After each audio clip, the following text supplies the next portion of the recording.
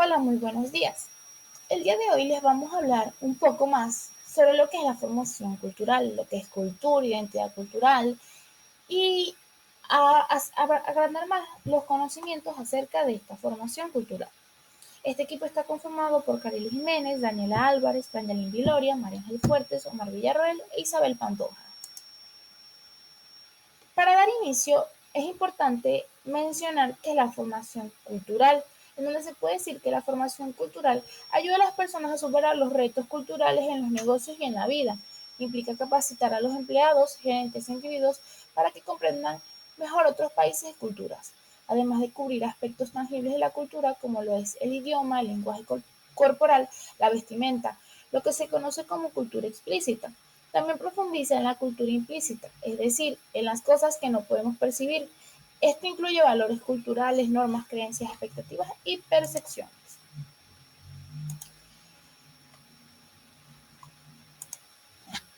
La cultura abarca aspectos como la religión, la moral, las artes, el protocolo, la ley, la historia y la economía de un determinado grupo. El término se utiliza para referirse a las distintas manifestaciones del ser humano y según algunas definiciones, todo lo que es creado por el hombre es cultura. Ahora, es importante mencionar lo que es la identidad cultural.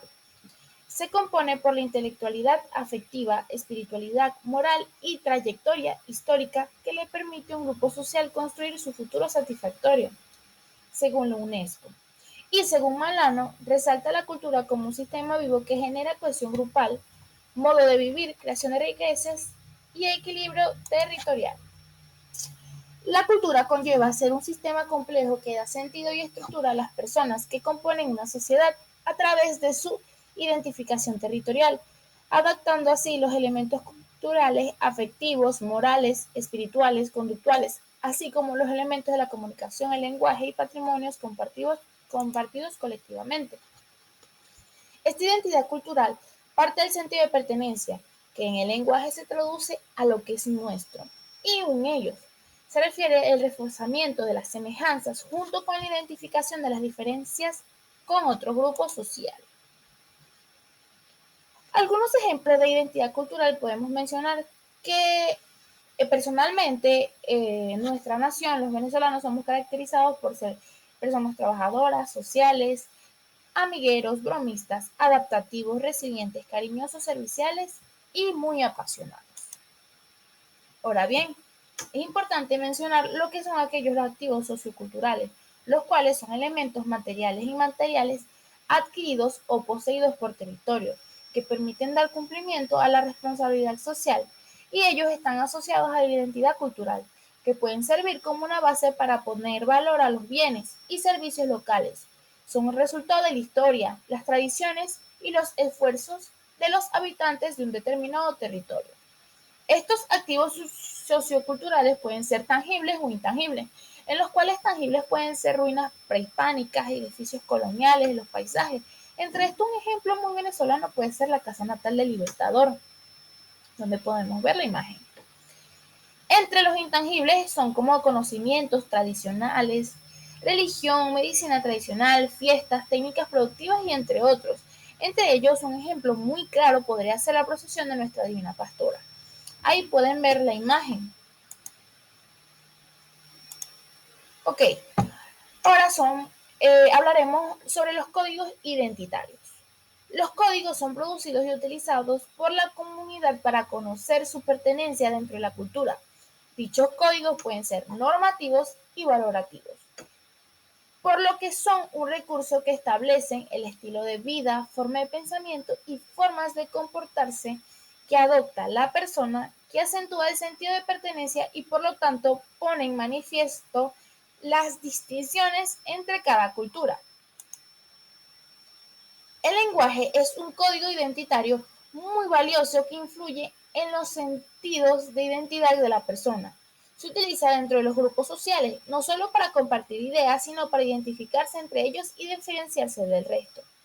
Por ejemplo, podemos mencionar el famoso naguará, el cual denota emoción como asombro, también fastidio, exclamación, afirmación. Esta es una expresión que identifica a los larenses como un grupo social perteneciente a un territorio, diferenciado de los caraqueños y los valencianos. Ok, ahora es importante mencionar también lo que son los sociolectos. Un sociolecto es un dialecto social o variedad diastráctica que la cual describe la variedad lingüística usada por una clase social. Es la manera característica de hablar o rasgos compartidos entre hablantes de un grupo social según la combinación de distintas variables, como lo pueden ser las profesiones, las edades, el sexo, el nivel de instrucción, el estrato social o estrato socioeconómico. Entre los ejemplos de sociolectos podemos decir el término nahuarat, el cual es aplicable para distintas situaciones, usado por los larenses.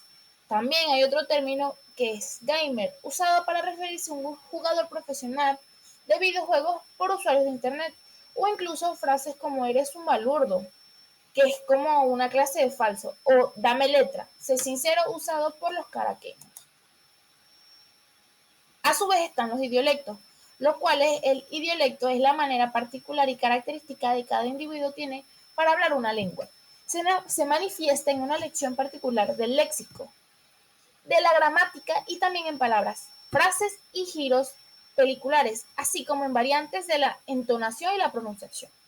Por ejemplo, hamburguesa, cangreburger, automóvil robot, autobot, excelente super duper y sabor a chocolate es chocolatos.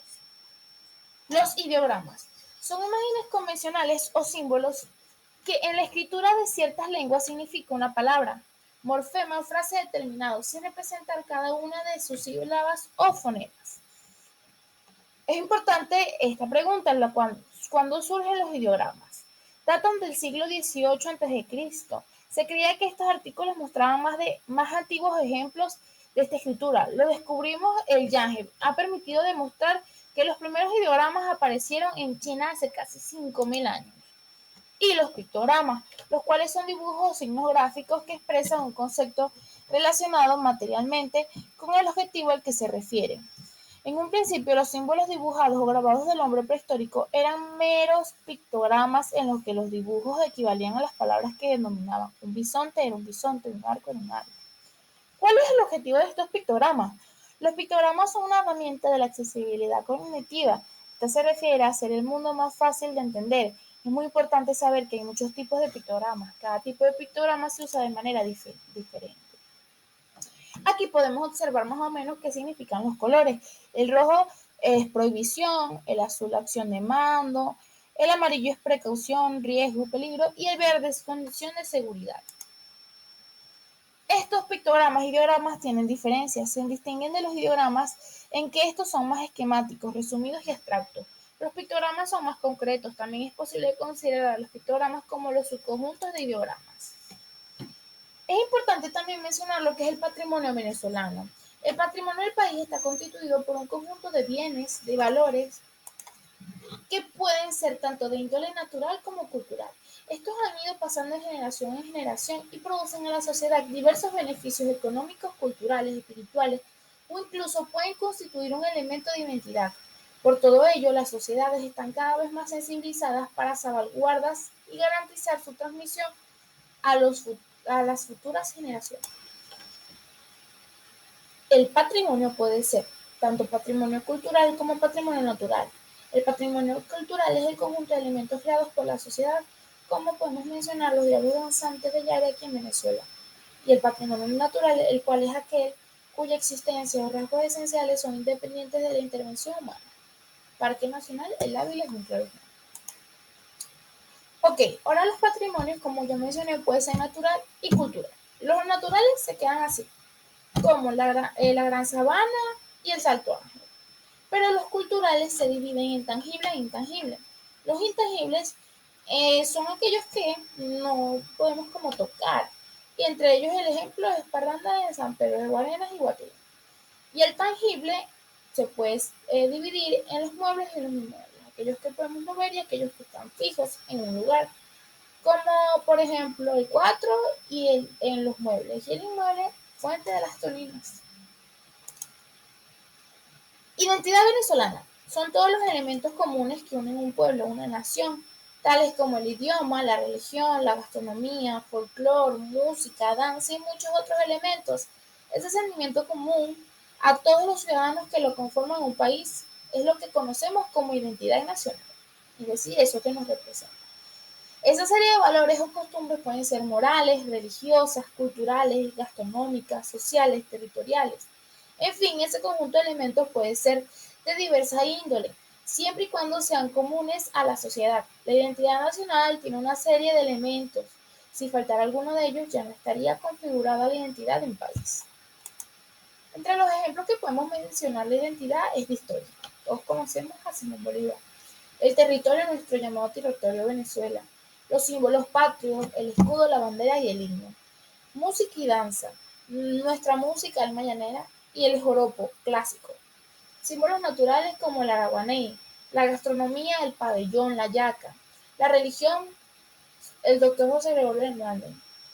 Arquitectura, Museo Histórico de San Mateo. Todos estos son ejemplos que nos identifican, nos hace sentir pertenecientes a Venezuela.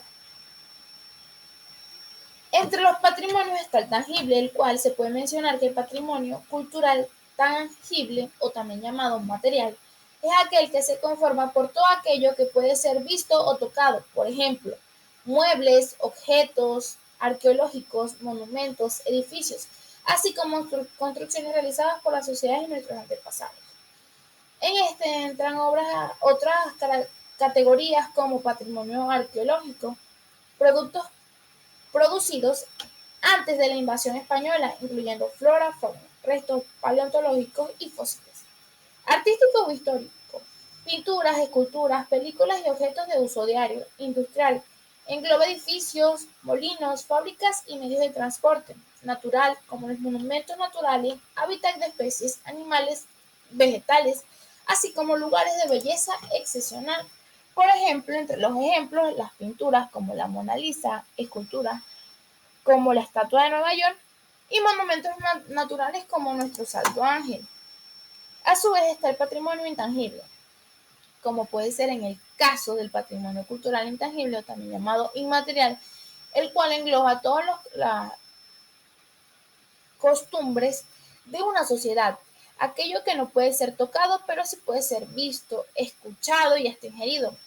Al igual que el patrimonio intangible se divide en saberes tradicionales y creencias, como lo son las formas de ser y de pensar arraigadas a la vida cotidiana, desde actividades comunitarias hasta leyendas, frases e historias de populares tradicionales. También como celebraciones y reconocimientos. Aquí se incluye la música, danza, festivales populares, gastronomía y los oficios artesanales. Y también lugares tales como mercados, ferias y santuarios en los que se llevan a cabo prácticas únicas de determinamiento social. Entre los ejemplos que podemos mencionar está la gastronomía, los bailes de las creencias, como nuestro pabellón, los diablos danzantes y la divina pastora. Patrimonio natural. El patrimonio natural de Venezuela es tan rico y diverso como lo es la extraordinaria variedad de ecosistemas y especies únicas que alberga su geografía. Gracias a su ubicación y privilegiada condición geográfica, así como su geología, posee una gran variedad de paisajes, monumentos y espacios naturales plenos de contrastes, montañas en los Andes y la costa, selvas, bosques, manglares, morichales, desiertos, lagunas costeras, extensas llanuras, sabanas, páramos y tupuyes. La formación geológica más antigua del mundo, además de playas, ríos, lagos, lagunas, islas y archipiélagos. Al ser un país amazónico, andino, atlántico, caribeño y llanero, tiene más de 20 zonas climáticas que determinan su vez la vegetación, fauna y características de cada región. Esto le otorga una riqueza biológica del valor inmejorable, por lo que es considerado uno de los 17 países megadiversos del mundo. La Gran Sabana, el Roraima, los Roques, el Pico Bolívar, los Andes, los salvajes llanos, el Salto Ángel, Delta del Orinoco, son todos estos ejemplos claros. A su vez, está el patrimonio edificado venezolano, el cual se entiende por patrimonio arquitectónico edificado aquellos edificios y conjuntos arquitectónicos que por sus valores históricos, culturales y emblemáticos son significativos para la sociedad, que les otorga el carácter de legado. Tradicionalmente han mejorado tal distinción de edificios de estilo y con un lenguaje culto. Entre los ejemplos más notorios aquí en Venezuela es el aula magna de la Ciudad Universitaria de Caracas, Iglesia de San Francisco, Salón Elíptico, la Esfera de Jesús Soto y Paseo de los Próceres. Para finalizar, le dejaremos las referencias con respecto a donde sacamos la información. Eso fue todo, muchas gracias por su atención.